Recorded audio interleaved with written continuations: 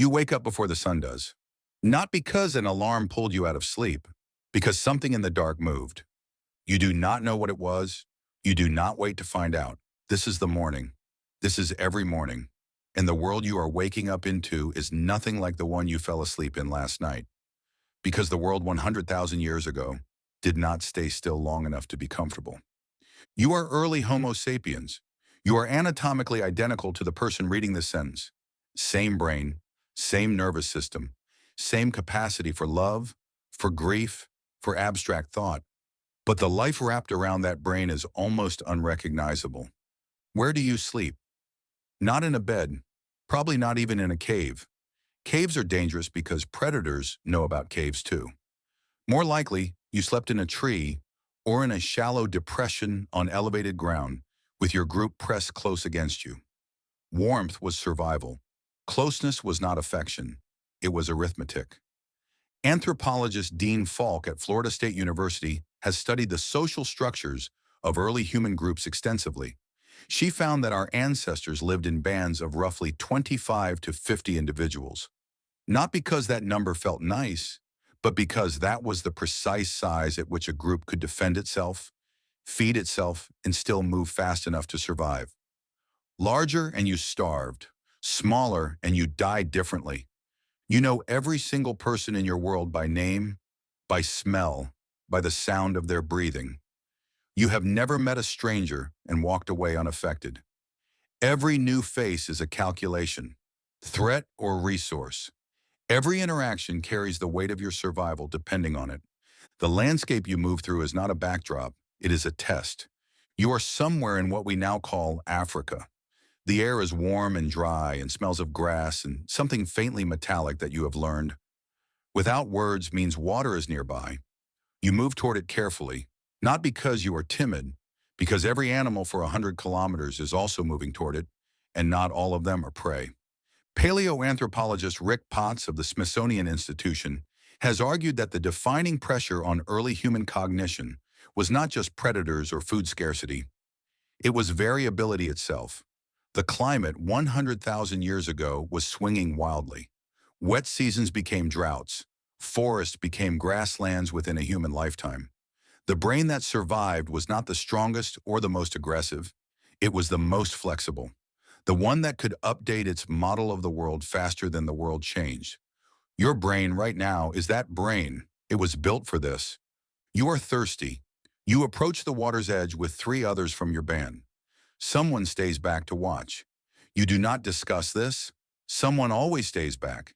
You learn this the way you learned everything, by watching what happened when no one did. The water is cold and clean. You drink with your hands. Nearby, a family of impala watches you with the flat, precise attention of animals that are very good at being afraid. You watch them back. Their behavior tells you more than any map could. If they are calm, the lion is not close. If they are not calm, you already know what to do. You are hungry in a way that modern humans almost never experience. Not the mild discomfort of skipping lunch. A deep biological insistence that takes up most of your thinking. Anthropologist Richard Wrangham at Harvard University has proposed that the shift to cooking food dramatically increased the caloric efficiency of the early human diet. But that shift was not yet universal 100,000 years ago. You cook when you have fire. You do not always have fire.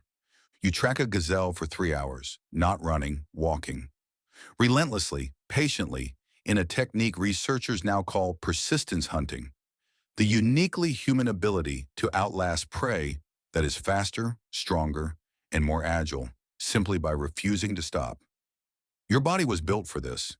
Your upright gait, your lack of fur, your ability to sweat, all of it is technology.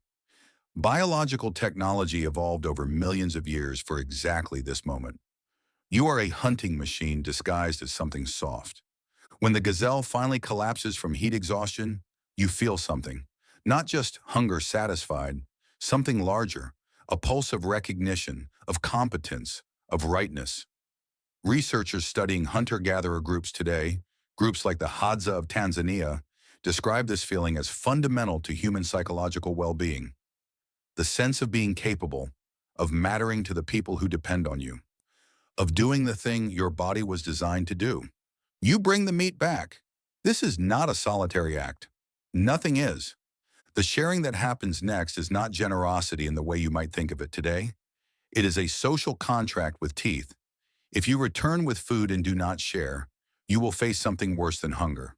You will face exclusion. And exclusion, 100,000 years ago, is a death sentence written slowly. Your emotions are calibrated to this reality. Shame feels catastrophic because it once was. Rejection activates the same neural pathways as physical pain. And this is not a metaphor. Researcher Naomi Eisenberger at UCLA has shown through brain imaging studies that social exclusion and physical pain overlap almost perfectly in the brain. Your ancestors did not evolve that sensitivity by accident. Being cast out of the group was not embarrassing, it was fatal. Evening comes fast. The sky does not fade slowly here the way a city sky does, diluted by artificial light. It goes from orange to purple to absolute black in a span of minutes that feels almost violent. The fire your group has built is not for comfort. It is a boundary, a negotiation with the dark. You sit close to it. Everyone does. The children press against the adults. Conversation happens. Not the kind with full sentences necessarily, but something. Sounds, gestures, the particular grammar of people who know each other completely. Anthropologists believe that storytelling, the act of narrating events to others, began around fires exactly like this one. Not for entertainment, for transmission, how to read the terrain, where the predators were, what the elder did when the flood came. Stories were not art yet. They were survival manuals delivered in the only format available. You look up. The sky above you is a document you can read. The stars move in patterns you know the way you know faces. The moon tells you things. How long since the rains? How long until they return? There is no word yet for astronomy, but you are doing it. Your body aches in specific places. Your feet, your lower back, your shoulders from carrying.